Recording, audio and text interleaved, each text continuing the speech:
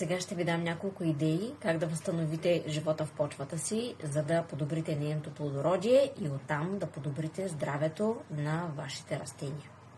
Първо, спрете използването на всякакви хербициди. Това са пестициди, инсектициди, фунгициди и всякакви други циди.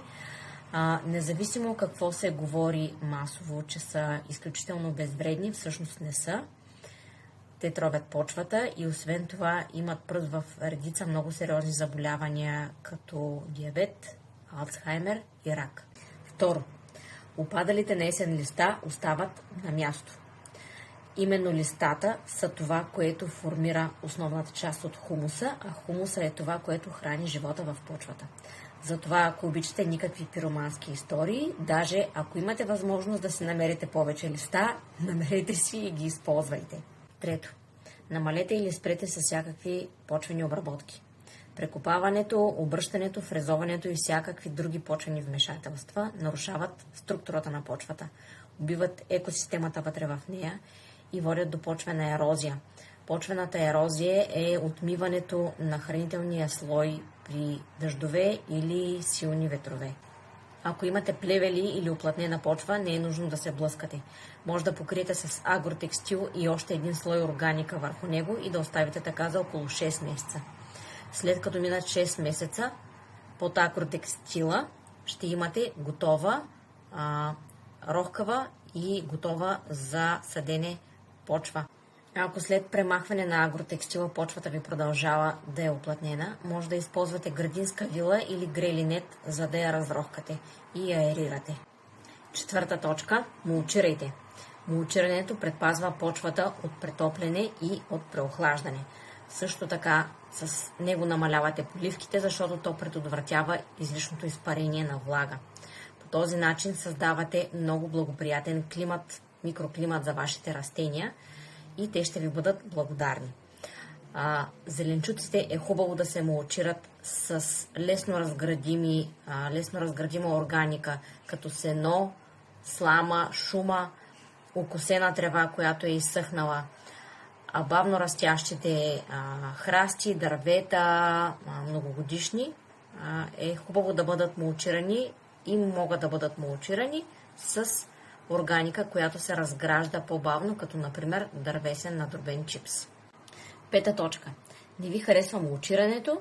Тогава вместо да чакате плевелите да ви превземат, изпреварете ги и посадете покривни култури. Така наречените сидерати ще обогатят почвата ви на органика и ще съживят и нахранят почвената екосистема. Плюс получавате безплатен мулч.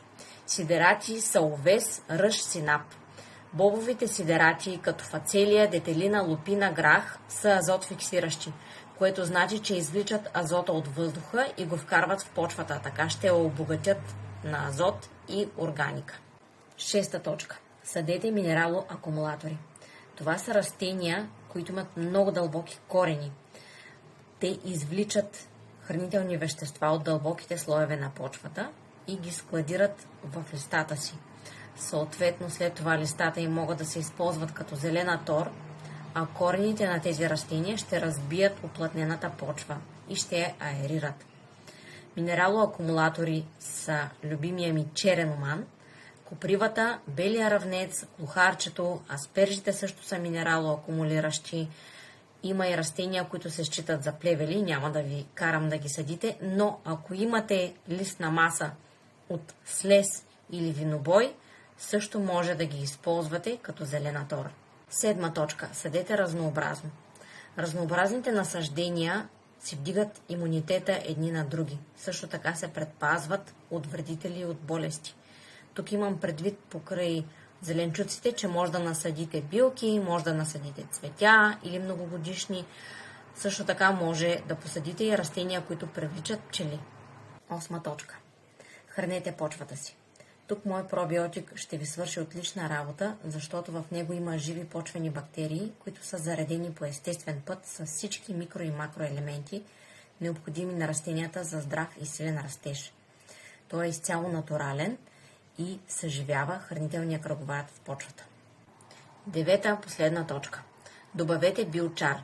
Това са въглища, създадени чрез почти безкислородно горене, които служат като депа за полезни микроорганизми.